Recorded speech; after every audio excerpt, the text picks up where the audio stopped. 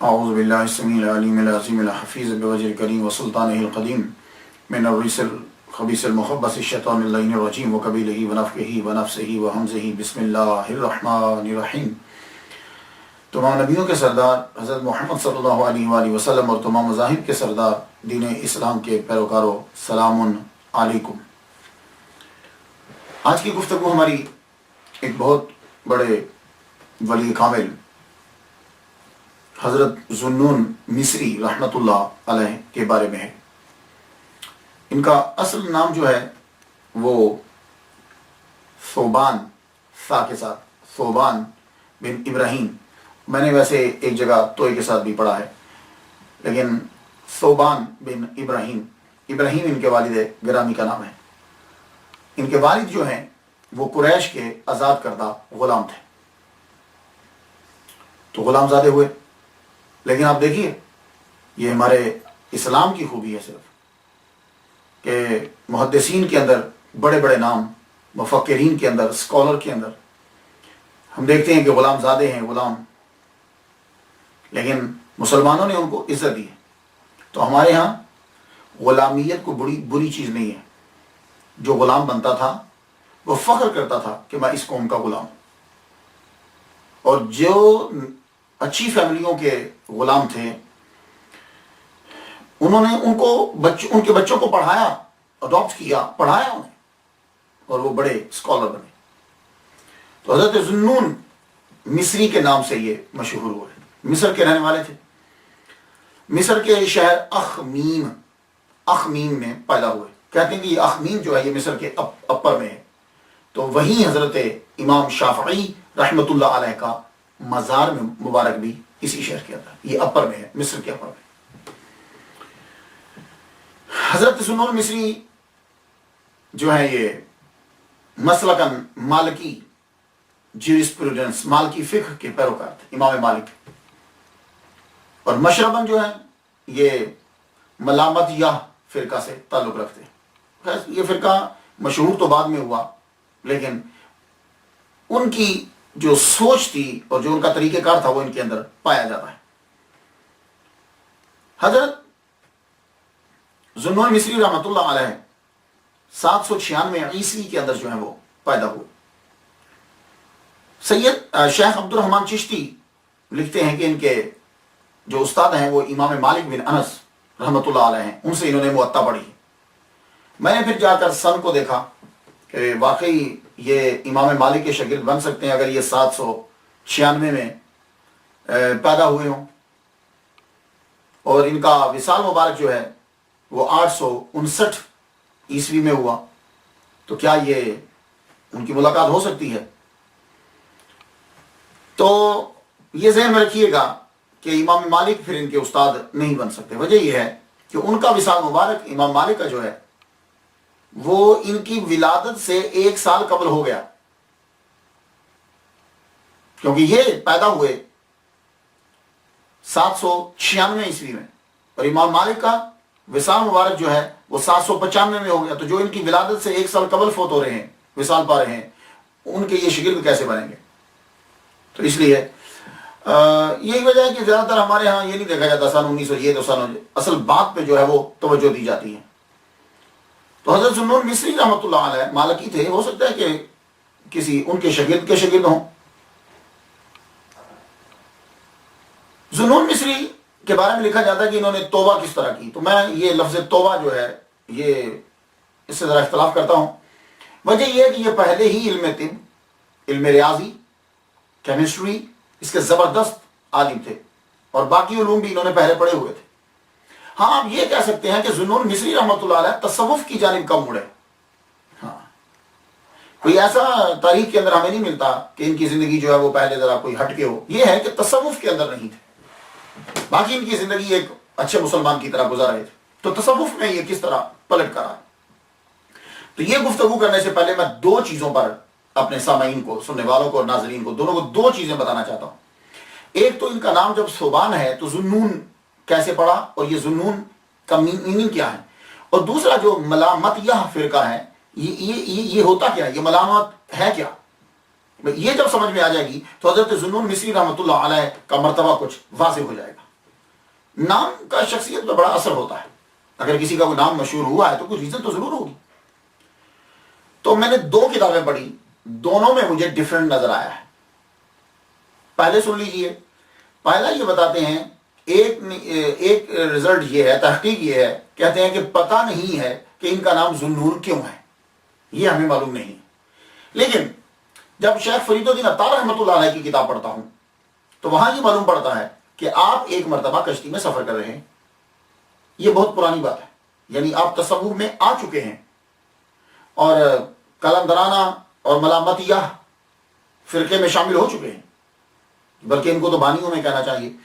تو وہ کیفیت تاری ہے آپ پر. تو آپ جب کشتی میں سفر کر رہے ہیں تو آپ کا لباس عجیب سا ہے, کسی ایک جوہری کا چیزیں موتی گم ہو گیا, تو اس نے کہا کہ اس نے چوری کیا ہے. ان کے اوپر شک کرنے لگے. تو آپ نے سر جھکایا ہوا ہے تو کہنے لگے پروردگار اعلیٰ میری عزت کو بچا لے, لوگ جو ہے وہ میرے اوپر الزام لگا رہے ہیں. تو ایک دم سے کشتی جو جا رہی ہے تو ہزاروں مچھلیاں جو ہیں وہ اپنے منہ میں موتی لے کر سطح آب پر آ گئی. آپ نے ان میں سے ایک کے منہ سے موتی پکڑا اور اسے کہا یہ لو, یہ لے لو. تو کہتے ہیں کہ اس دن کے بعد آپ کا نام پڑ گیا ذوالنون مصری. نون کہتے ہیں مچھلی کو. زیادہ تر جو ہے مشہور جو ہے وہ نون کا معنی مچھلی. انگلش کے اندر تو نون کہتے ہیں نا 12 بجے کو, 12 o'clock کو نون کہتے ہیں. عربی کے اندر جب نون بولا جائے گا تو سیاق و سباق بتا دیتا ہے کہ نون کا یہاں معنی کیا ہے, کیونکہ عربی کے اندر نون کے 2 معنی ہیں. ایک تو نون کا معنی ہوتا ہے مچھلی. جیسے حضرت یونس علیہ السلام کے بارے میں آپ پڑھیں گے تو پروردگار عالم قرآن مجید میں فرماتا ہے اذ ذهب مغاضبا وظنون اذ ذهب مغاضبا فظن ان لن نقدر علیہ. ظنون وہ مچھلی والے, تو ویل مچھلی, نون سے مراد بڑی مچھلی ہے. تو قرآن مجید کے اندر ذوالنون استعمال ہو چکا ہے. اسی طرح نون کا معنی جو ہے وہ دوات بھی ہوتا ہے. جیسے نون والقلم وما یسطرون. اب یہاں نون کا معنی مچھلی نہیں کریں گے کیونکہ آگے قلم ہے. قلم اور مچھلی کا کیا تعلق آپس میں؟ تو نون والقلم وما یسطرون, نون دوات کی قسم, قلم پن کی قسم, وما یسطرون جو دونوں کے ملاپ سے لکھا گیا ہے. تو یہاں نون کا معنی دوات بن گیا. تو نون ذوالنون مچھلی والے. لیکن ایک تشریح جو ہے وہ یہ ہے کہ یہ ذوالنون جو مچھلی کا واقعہ ہے کشتی کا, یہ آپ کا نہیں ہے. لیکن آپ کشتی میں تھے, آپ کشتی میں تھے. یہ واقعہ کسی لڑکے کا ہے. وہ کشتی میں بیٹھا ہوا تھا, پرانے سے کپڑے تھے, لوگوں نے اس کو شک کیا اور اس نے حکم دیا. تو مچھلیاں جو ہیں وہ پانی میں سے آئیں اور ان کے منہ کے اندر ایک ایک موتی تھا. تو وہ اس نے ایک پکڑ کے اس کو دے دیا اور پھر وہ پانی کے اوپر چلتا ہوا کہیں غائب ہو گیا. یہ اس طرح بھی میں نے واقعہ پڑھا ہے. لیکن خدا بہتر جانتا ہے کہ ذوالنون مصری رحمۃ اللہ علیہ, ہو سکتا ہے کہ یہ واقعہ انہی کا ہی ہو. اس کے بعد یہ ہے کہ ملامت یا فرقہ جو ہے زیادہ تر یہ 3 صدی ہجری کے آخری حصے میں شروع ہوا باقاعدہ طور پر. ملامت یا فرقہ 3 صدی کے آخر میں اور 4 کے شروع کے اندر نیشا پور سے یہ شروع ہوا. ملامت یا فرقہ جو ہے, یہ ملامت یا فرقہ جو ہے کرتا کیا ہے؟ اس کے مشہور نام جو ہے وہ بانیوں میں شیخ ابو حفص خداد اور شیخ حمدون قصاب رحمۃ اللہ, یہ لوگ ہیں, یہ بانیوں میں سے ہیں. لیکن پرانے بزرگ جو ہیں وہ اپنی چیزوں کو, عبادت کو اور ان چیزوں کو چھپایا کرتے تھے کیونکہ وہ خالص اللہ کی رضا کی خاطر کرتے تھے. جو وقت گزرتا گیا یہ چیزیں لوگوں کے سامنے مشہور ہونے لگی. اب ملامت یا فرقہ کرتا کیا ہے؟ دیکھیے, جو اس گروہ کے فقیر ہوتے ہیں, صوفی ہوتے ہیں, وہ نوافل بھی ادا کرتے ہیں, فرائض بھی پڑھتے ہیں, سنن بھی پڑھتے ہیں, مستحبات بھی پڑھتے ہیں, یہ سب, لیکن وہ چھپ کے پڑھتے ہیں. کلندر میں اور ملامت یا فرقہ سے جو تعلق رکھتے ہیں ان کے اندر فرق تھوڑا سا ہی ہوتا ہے. کلندر فرض تو پڑھتا ہے, باقی چیزیں کبھی لوگوں کے سامنے, کبھی چھپ کر, کبھی کس طرح, لیکن وہ فرض کا بڑا خیال رکھتا ہے. کلندر, یہ یاد رکھیے گا, وہ فرض کا تارک نہیں ہوتا. لیکن جو ملامت یا فرقہ کا پیروکار ہوگا صوفی, وہ کیا کرتے ہیں, وہ ساری چیزیں پڑھتے ہیں لیکن لوگوں کو بتاتے نہیں, اور ایسی حرکت کرتے ہیں کہ لوگ ان سے متنفر ہو جائیں. شریعت جو ہے وہ اس عمل کی ان کو اجازت دے رہی ہوتی ہے لیکن لوگوں کو سمجھ نہیں آتی کہ یہ وہ عمل کیوں کر رہا ہے, اور وہ لوگ یہ سمجھتے ہیں کہ یہ شخص جو ہے یہ فاسق ہے. اس کی میں مثال دیتا ہوں. آپ لوگوں نے اگر قرآن پڑھا ہو یا فقہ پڑھی ہو تو آپ کو معلوم ہے کہ جو مسافر ہے اس کے اوپر روزہ لازم نہیں ہوتا. ٹھیک ہے, یہ تو آپ جانتے ہیں نا. اللہ تعالیٰ نے رخصت دی ہے کہ اگر تم سفر کر رہے ہو تو پھر تم روزہ نہیں رکھو.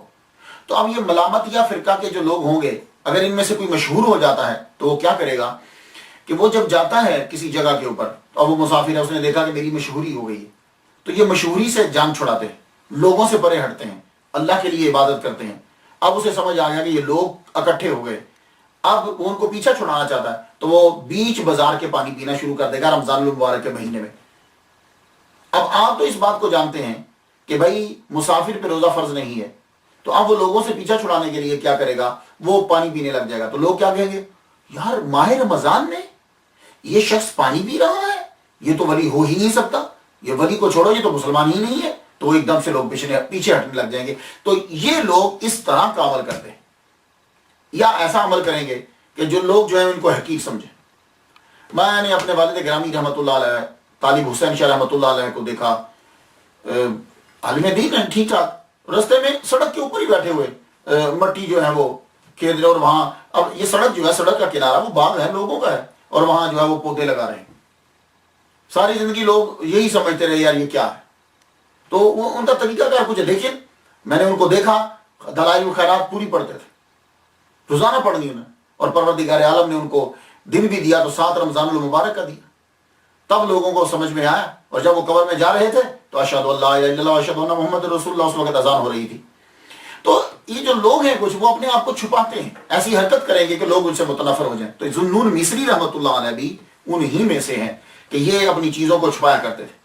لیکن اب سوچنا یہ ہے کہ یہ ایک دم سے علم طب کا ماہر، زبردست ڈاکٹر ہے، علم طب کا ماہر زبردست ڈاکٹر ہے، کیمسٹری جانتے ہیں یہ، کیمیا، اور اس کے علاوہ جو ہے ریاضی کے ماہر ہے۔ تو یہ ایک دم سے یہ ساری چیزیں چھوڑ کر تصوف کی طرف کیسے آ گئے؟ آپ کو سفر کرنے کا بڑا شوق تھا، جاتے تھے جنگلوں میں جانا، بوڑھیوں کے ظاہر ہے کہ علم طب کے ماہر ہیں، بوڑھیاں تلاش کرتے تھے، چیزیں تلاش کرتے تھے، لوگ آپ کو جانتے تھے۔ مصر کے اندر آپ بڑے مشہور ہیں۔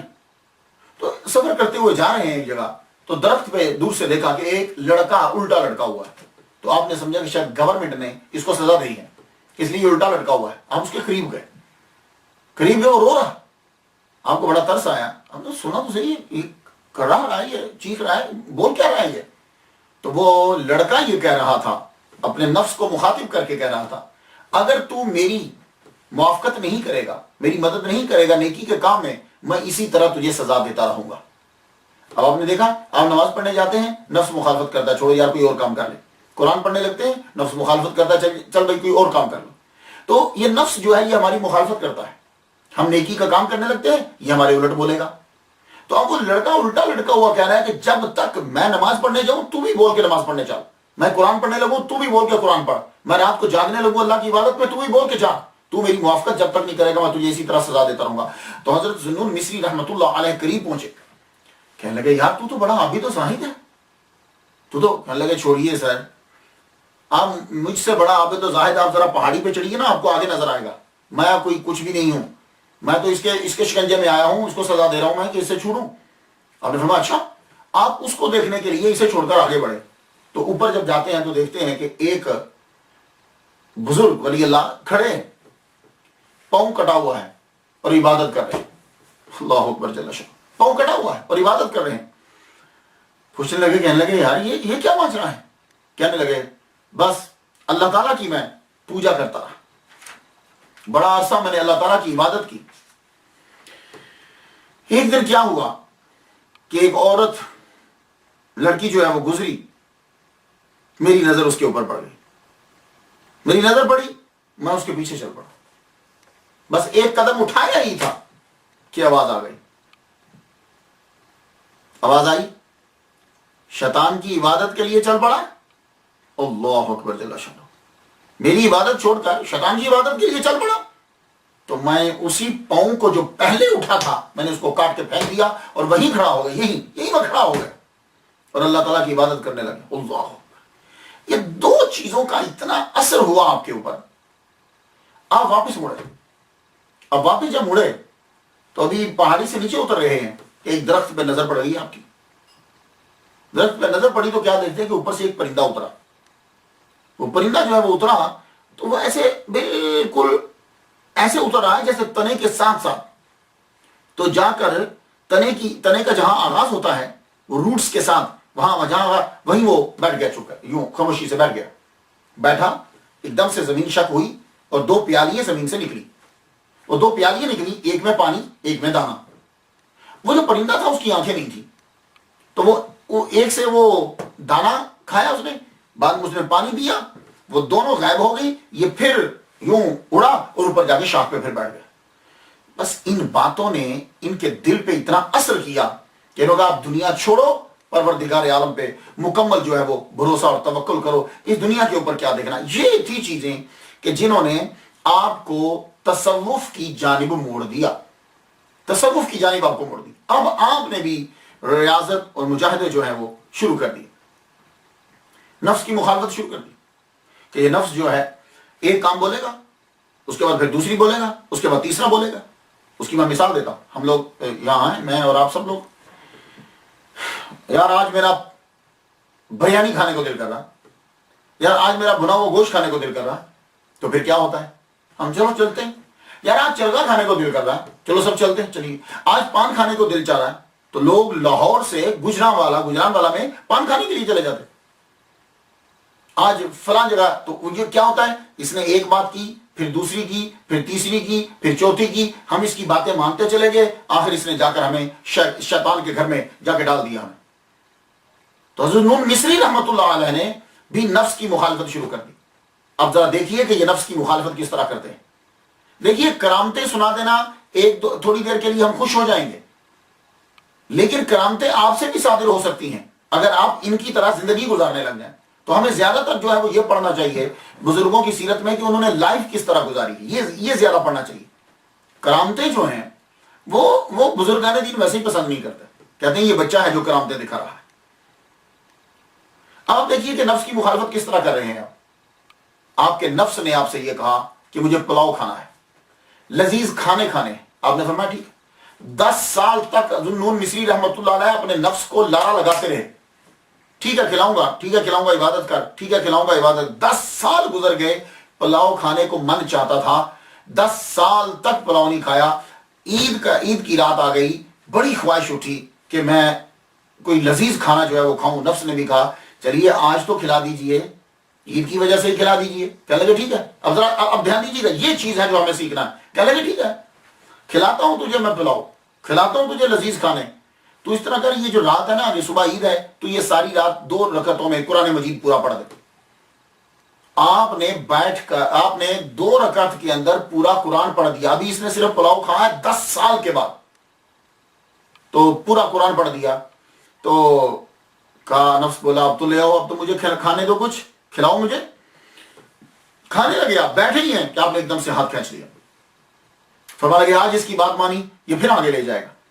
لیکن بڑے سرکار سے اشارہ ہو گیا، کسی آدمی کو خواب میں محمد صلی اللہ علیہ وسلم کا دیدار ہوا۔ فرمایا لگے جاؤ اچھے کھانے پکا کے لے کے جاؤ ذو مصری کے پاس، اور اسے کہو محمد صلی اللہ علیہ وآلہ وسلم سلام دے رہے ہیں، اور فرماتے ہیں چند لقمے کھا لو، کوئی بات نہیں۔ اللہ اکبر جل شانہ۔ نفس کی مخالفت جو ہے وہ شروع کر دی۔ آپ جو یہ اعزاز حاصل ہے حضرت ذو مصری رحمۃ اللہ علیہ کو کہ آپ نے وہ جو تصوف کے جو خیالات تھے نا، جو اشارات تھے، ان کو لفظوں کا جامع پہنایا آپ نے سب سے پہلے۔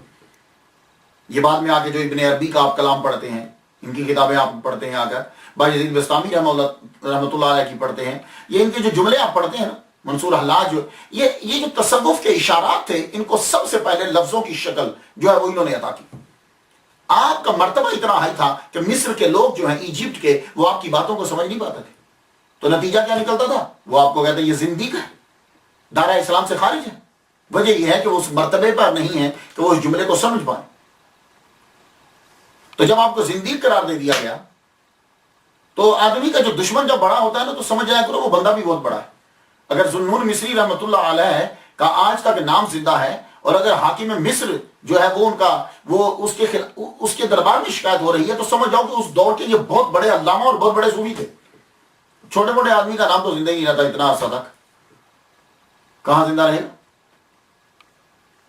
تو آپ کی شکایت جو ہے وہ کر دی گئی حاکم مصر میں۔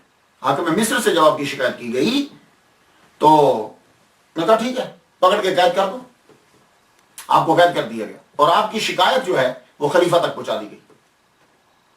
خلیفہ تک آپ کی جو ہے وہ شکایت پہنچائی گئی، آپ کو قید کر دیا گیا۔ آپ کو جب قید کیا گیا، 40 دن تک قید میں رہے، 40 دن تک۔ اور روزانہ آپ کی بہن 1 روٹی لا کے آپ کو دیتی تھی، آپ اس روٹی کو رکھ لیتے تھے. 40 دن کے بعد خلیفہ نے بلایا کہ ان کو میرے پاس بھیجو.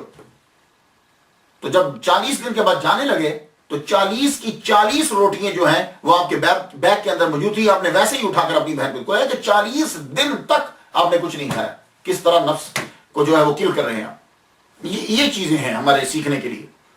اس کے بعد جب آپ خلیفہ کے دربار میں پہنچتے ہیں, آپ جانتے ہیں اس دور میں خلیفہ کون تھا؟ ذوالنون مصری رحمۃ اللہ علیہ کے دور میں جعفر بن معتصم المتوکل جس کا لقب تھا. یہ جعفر بن معتصم نے جب آپ کو بلایا, دربار میں آپ بیٹھے, اس نے سوالات کیے, آپ نے ایسے جوابات دیے, وہ خود آپ کا معتقد ہو گیا. یعنی آپ یہ کہہ سکتے ہو کہ وقت کا خلیفہ آپ کا مرید ہو گیا. اور جب کبھی محفل میں تذکرہ ہوتا تھا اولیاء کا تو وہ کہا کرتا تھا کہ اس تذکرے کے اندر ذوالنون مصری رحمۃ اللہ علیہ ان کا بھی ذکر شامل کرو. یہ ہے آپ کے علم کا پائے کہ وقت کا خلیفہ, اور ظاہر خلیفہ اکیلا نہیں, بیچ میں دوسرے بھی تو بیٹھے ہوں گے جنہوں نے شکایات لگائی ہیں. تو ذوالنون مصری رحمۃ اللہ علیہ جو ہے صحیح معنی میں متوکل, اور اسی چیز کی تعلیم لوگوں کو دیتے تھے. اسی چیز کی تعلیم کہ اللہ تعالیٰ کے اوپر پورا مکمل بھروسہ کرو اور اسی کے ہو کے رہ جاؤ. یہ آپ کی تعلیم تھی. ایک لڑکا ابھی بالغ نہیں ہوا آپ کے پاس آیا, آ کے کہنے لگا میرے پاس 1,00,000 دینار ہے اور میں آپ کو دینا چاہتا ہوں. آپ نے فرمایا دیکھو تم ابھی بچے ہو, تم دینے کے مجاز نہیں ہے, تم نابالغ ہو, جب بالغ ہو گئے تو دیکھا جائے گا. وہ بچہ جب بالغ ہو گیا وہ سمجھ گیا کہ یہ میری پیسے نہیں لیں گے. اس نے 1,00,000 دینار فقراء پہ تقسیم کر دیا اور آپ کے آ کے مریدوں میں شامل ہو گیا, اور آ کے کہنے لگا حضور میں آپ کا مرید بن کے رہنا چاہتا ہوں. مرید بن کے رہنے لگ گئے. لیکن کچھ عرصہ گزر گیا تو آپ کو دیکھو جو فقراء جو ہوتے ہیں نا, ان کی حالت جو ہے وہ اختیاری ہوتی ہے, یہ خود پسند کرتے ہیں اس حالت کو. اس نے یہ سمجھا کہ میرے پیر آج کل بڑی مشکل میں ہے, ان کو بڑی ضرورت ہے پیسوں کی. تو ایسے ہی قریب آ گیا, کہنے لگا حضور میں آپ کی حالت دیکھ رہا ہوں کہ آپ ضرورت مند ہیں. یہ اتنے فقراء اور یہ اتنے مریدین سب آپ ان کو کھلاتے ہیں, آپ کے پاس کچھ نہیں ہے. کاش کہ میرے پاس آج پیسے ہوتے. تو حضرت ذوالنون مصری رحمۃ اللہ علیہ سے کہنے لگا کہ میں آپ کی نظر کر دیتا. آپ سمجھ گئے ابھی تک یہ فقراء کے مقام کو نہیں سمجھا. فرما لگے جاؤ فلاں دوا لے کر آؤ, فلاں چیز دوا خانے سے لے کر آؤ. لے کر آئے, کہا اس کو ذرا رگڑو. پھر کہا کہ اس کو زیتون کے تیل میں ملا کے میرے پاس لے آؤ, اس کی گولیاں بنا کے, 3 گولیاں بنانا, اس کی 3 گولیاں بنا کے لائے. آپ نے اس کے اندر سوراخ کیا, کلام پڑھا, پڑھنے کے بعد پھونکا, فرمایا یہ لو پکڑو. پکڑا تو وہ تینوں کے تینوں یاقوت بن چکے تھے. فرما لگے جاؤ تم اس کو نہیں پہچانو گے, جاؤ جوہری کے پاس چلے جاؤ اور جا کے اس سے پوچھو کہ ان کی پرائس کتنی ہے, ان کی قیمت کتنی. جوہری کے پاس جب لے کے گئے تو جوہری نے جب دیکھا تو حیران ہو گیا. کہنے لگا اس کلر کے یاقوت جو ہیں وہ تو نایاب ہیں. یاقوت کا کئی کلر ہوتے ہیں, اس کلر کا جو یاقوت ہے, روبی جو ہے یاقوت ہے, وہ تو نایاب ہے. میں تمہیں 1,000 دینار دیتا ہوں اس کے کلر کی وجہ سے. تو مرید نے کہا میں آتا ہوں پوچھ کے, تو آگے جواب دیتا ہوں آپ کو, میں اپنے مالک سے پوچھا. تو وہ تینوں یاقوت واپس لائے. کہنے لگے حضور ان کے 1,000 دینار وہ دے رہا جوہری.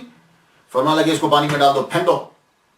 پھینک دیا. کہا بس تجھے میں یہی بتانا چاہتا تھا, مجھے پیسوں کی ضرورت نہیں ہوتی فقراء کو. اللہ اکبر, اللہ پہ بھروسہ کرو. اب اسے فقر جو ہے وہ سمجھ میں آیا. تو خواتین و حضرات, یہ ولی اللہ ہوتے ہیں. اگر آپ کسی بندے کو دیکھو کہ وہ پیسے بٹور رہا ہے, پیسے لے رہا ہے, ہٹ جاؤ اسے. جو خود تمہاری میل لے رہا ہے وہ تمہیں کیا دے سکتا ہے؟ ولی کامل. ان ولیوں کو ہم جو ہے مانتے ہیں اور ان کے پیروکار ہیں. ان پر کوئی انگلی بھی اٹھا نہیں سکتا. فرماتے ہیں تبلیغ میں نے بڑی کی. حضرت ذوالنون مصری رحمۃ اللہ علیہ فرماتے ہیں میں نے بہت تبلیغ کی, لوگوں کو سمجھاتا تھا, لیکن صحیح معنی میں ایک شہزادہ ہدایت یافتہ ہوا. اور یہ جو میں بات بتانے لگا ہوں, یہ بات جو ہے ٹائٹل جملہ سمجھ لیجیے. یہ اصل جو ہے, کہنے لگے صحیح معنی میں ایک شہزادہ ہدایت یافتہ ہوا. لوگوں نے پوچھا حضور وہ کیسے؟ فرمانے لگے میں مسجد سے باہر نکل رہا ہوں, مسجد سے نکلا تو ایک شہزادہ جا رہا تھا. تو میں نے یہ صدا بلند کی, جملہ سنیے گا, اور غضب کا جملہ ہے. میں نے ان کے سارے جملوں میں سے اس جملے کو چنا ہے. فرمانے لگے کمزور کا طاقتور سے لڑنا احمقانہ فعل ہے. شہزادہ رک گیا, کہنے لگا آپ نے کیا کہا ہے؟ कमजोर का ताकतवर से जंग करना अहमकाना फेल है। इसका मतलब क्या है? फरमाने लगे सुनो, बंदा कमजोर, मखलूक, कायनात का मालिक, ताकतवर, तो जब ये कमजोर उसकी बात नहीं मानता तो गोया कि लड़ रहा है। तो कमजोर का उससे लड़ना बेवकूफी नहीं तो अहमकपन नहीं तो और क्या है?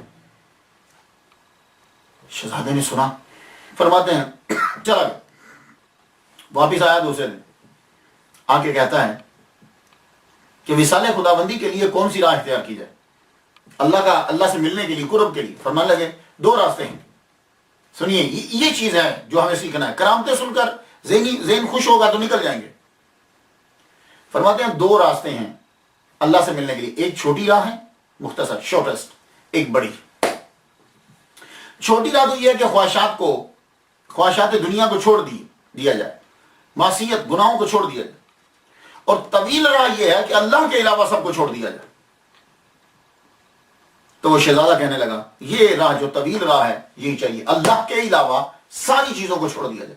फरमान लगे ये शहजादा है जो सही माना में हिदायत याफ्ता हुआ और बात को समझ गया। हम लोग नमाज पढ़ते हैं, अल्लाह अकबर, नमाज पढ़ी, जबकि मसाला यह है कि वुजू करो तो जवानों की तरह करो, नमाज पढ़ो तो बूढ़ों की तरह पढ़ो, और दुआ मांगो तो बच्चों की तरह मांगो। बच्चे रो के चीज मांगते हैं, ये असूल है। और हम क्या करते हैं, हम लोग वुजू करेंगे बूढ़ों की तरह, पानी खोल देंगे बैठे रहेंगे, नमाज पढ़ेंगे जवानों की तरह, झटपट पड़ी उग गए मसला। और दुआ तो खैर अब हम मांगते ही नहीं। नमाज पढ़ने का तरीका जो सीखना है वो हमें औलिया किराम से सीखना है। जब हम नमाज पढ़ने जाते हैं, यकीन जानिए, अगर आप बुरा ना माने तो मैं इतना जुमला बोल दूं कि मस्जिद को हमने अपने ऑफिस से भी कमतर समझा है। जुमला बुरा होगा, लोग गुस्सा करेंगे, लेकिन हकीकत यही है। आप पूछेंगे वो कैसे?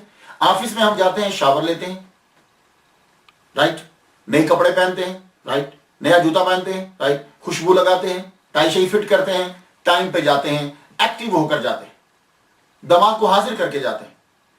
बल्कि अपनी बीवी से कहा जाता है जब मैं ऑफिस जा रहा हूं मुझे छेड़ा मत करो, मैं काम जा रहा हूं मुझसे लड़ा मत करो, मैं अपने दिमाग को सही करके जाना चाहता हूं। देखा?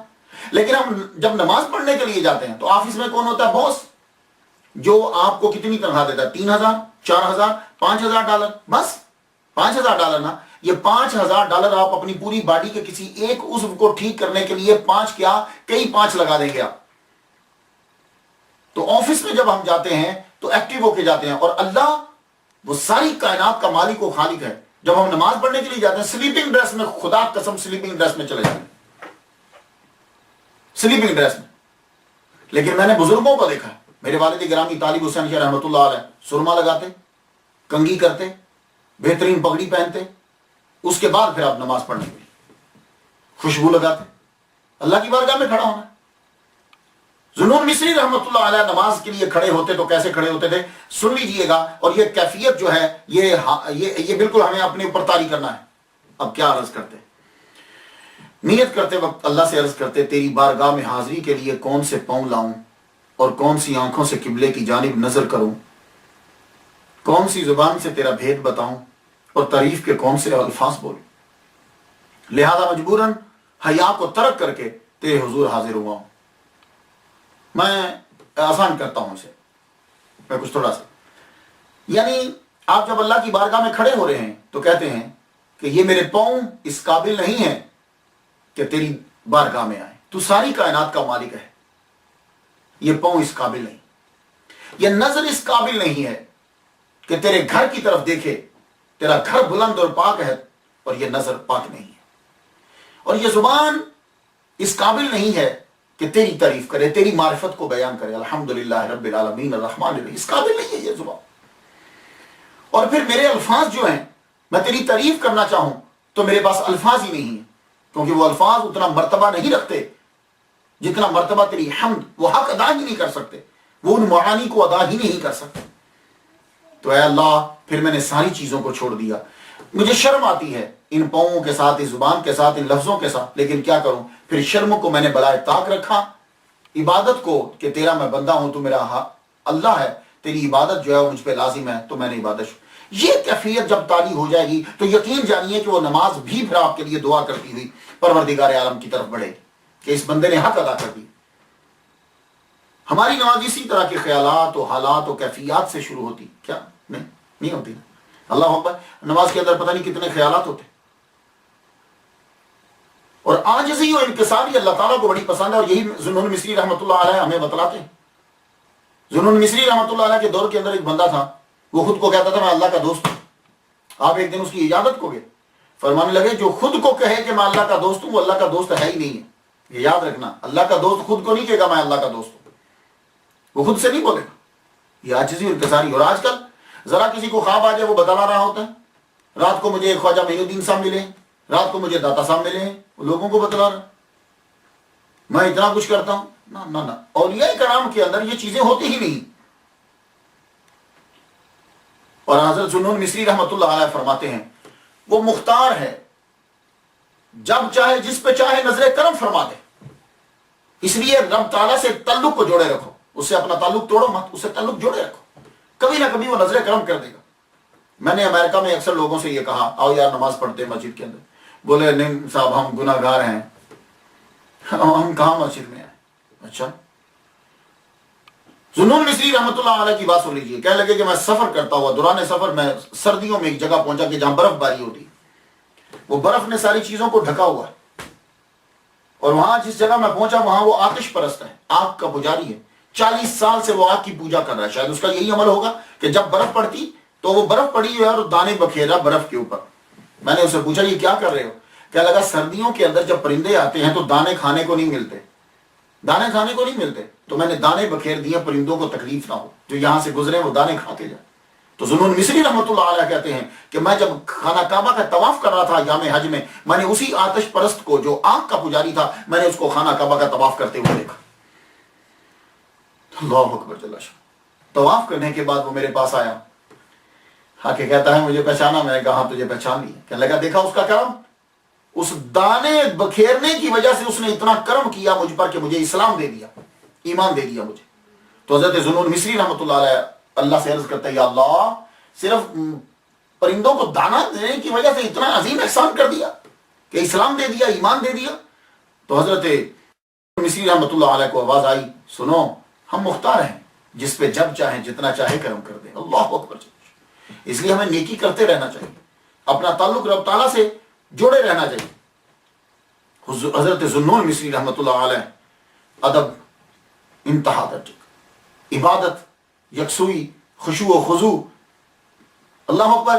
تو بتائیے اس کے بعد آپ سے کتنی کرامتیں صادر ہوئی ہوں گی بے تحاشا. لیکن ہمیں ان کی سیرت کو دیکھنا ہے. میں ایک بات بتلا دیتا ہوں جس سے آپ کو اندازہ ہو جائے گا. آپ کی جو بہن ہے ایک دن قرآن مجید کی آیت تلاوت کر رہی ہیں وَظَلَّلْنَا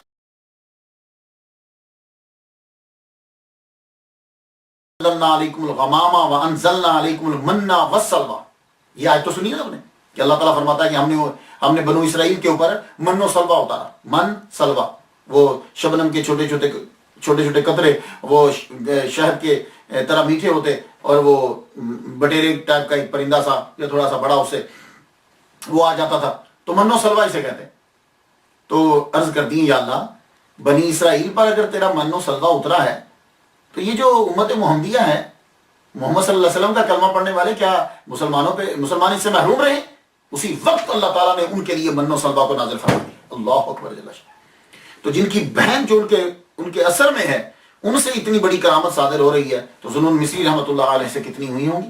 لیکن مجھے کرامتوں پہ ڈسکس نہیں کرنا. تو خواتین و حضرات، یہ عظیم ہستی جس کو مصر کے لوگ جو ہے وہ زندگی کہتے رہے، جن کو مصر کے لوگ پہچان نہ پائے، اور یہ ہمارا وتیرہ ہے کہ ہم زندگی کے اندر لوگوں کو کم ہی تسلیم کرتے ہیں. جب دنیا سے رخصت ہوئے، جنازہ جب ان کا اٹھا تو اللہ تعالیٰ نے غیب سے پرندے کے جھنڈ پرندوں کے بھیج دیے. ان سخت دھوپ تھی، تو دھوپ پڑ رہی تھی، گرمی شدت کی تھی. تو کیا کیا کہ ان پرندوں نے یوں، آپ کی چارپائی جا رہی ہے تو پرندوں نے آ کر اوپر یوں پر پھیلا دیے اور اوپر یوں جا رہے ہیں. کئی لوگوں نے دیکھ کر جو ہے وہ اس کیفیت کو کلمہ پڑھا، اور کئیوں نے توبہ کی. تب معلوم پڑا کہ یہ اللہ تعالیٰ نے ان کو کتنا مرتبہ جو ہے وہ عطا فرمایا ہے. تو جب یہ ان کا جنازہ جا رہا ہے تو مسجد کے قریب سے گزرے تو مؤذن اس وقت اذان دے رہا تھا، اشہد ان لا الہ الا اللہ. جو ہی اس نے اشہد ان لا الہ الا اللہ کہا اور آپ نے یوں کفن سے ہاتھ باہر نکال کے انگلی کو کھڑا کر دیا. اشہد اللہ الہ الا، اور یہ دیکھیے یہ انگلی ضرور کھڑا کیا کرے. حضور صلی اللہ علیہ وسلم کی حدیث مبارکہ ہے کہ جب آدمی اشہد اللہ الہ الا اللہ پہ یوں کرتا ہے تو یہ شیطان کو یوں پڑتی ہے جیسے استاد چھڑی نہیں مارتا اسٹوڈنٹ کو، یہ شیطان کو یوں پڑتی، اس لیے اس کو کھڑا کیا کریں اشہد اللہ الہ الا اللہ. ضروری نہیں کہ تشہد میں، اذان میں بھی، تکبیر میں بھی اشہد اللہ الہ الا اللہ، یہ شیطان کو چھڑی کی طرح لگتی. تو آپ نے یوں، ذوالنون مصری رحمۃ اللہ علیہ نے اپنی انگلی کو یوں کھڑا کیا. بڑے لوگوں نے کوشش کی کہ اس کو نیچے کر دیں، لیکن آپ کو اسی طرح ہی کہ لحد میں اتار دیا گیا اور یہ انگلی شہادت کی بلند رہی اور آپ نے توحید کا اعلان جو ہے وہ کر دیا. اللہ اکبر جل شان. فنا فی اللہ کی زندگی جو ہے وہ آپ نے گزاری. اللہ تعالیٰ نے آپ پر بڑا ہی جو ہے وہ کرم فرمایا. آپ کی تعلیمات قابل علم، قابل عمل ہیں اور آپ کی بلندی کی عکاسی کرتی. ایک بندے نے آ کر کہا کہ میں آپ کو دوست بناتا ہوں. فرمایا صرف اللہ سے دوستی کرو، اس کی دوستی تمہارے لیے کافی ہے. اگر تم حق شناس نہیں ہو تو ایسے کی جستجو کرو جو تمہیں حق سے شناسا کر دے. آپ دنیا سے رخصت ہوئے اور آپ کا جملہ، ٹائٹل جملہ، جو پالیسی میکر جملہ ہے وہ آپ کی نظر کرنا چاہتا ہوں. ہر ولی کی گفتگو کے بعد میں وہ جملہ بولتا ہوں کوئی نہ کوئی. ان کا جملہ یہ کمزور بندے کا اپنے طاقتور خالق سے لڑنا احمقانہ فعل ہے. ہم لوگ کمزور ہیں، یہ بات یاد رکھیے گا. خلق الانسان ضعیفا، ہم کمزور ہیں اپنے خالق سے جو ایک اشارے میں پوری کائنات کو تباہ کر سکتا ہے. ہم اسے لڑ نہیں سکتے. اس لیے اپنی زندگی کے اندر پوری کوشش کرو کہ گناہوں سے بچتے چلے جائیں اور اس سے مدد طلب کرو. آپ کا وصال مبارک جعفر بن معتصم کے عہد میں 245 ہجری میں آپ کا ہوا اور آپ کا مزار پرانوار مصر میں ہے. میں نے تو ان کے لیے تقریر شروع کرنے سے پہلے ہی فاتحہ پڑھ دی تھی. آپ لوگ بھی تقریر سننے کے بعد حضرت ذوالنون مصری رحمۃ اللہ علیہ کے لیے فاتحہ پڑھ دیجئے گا. اجازت دیجئے. وآخر دعوانا ان الحمد للہ رب العالمین.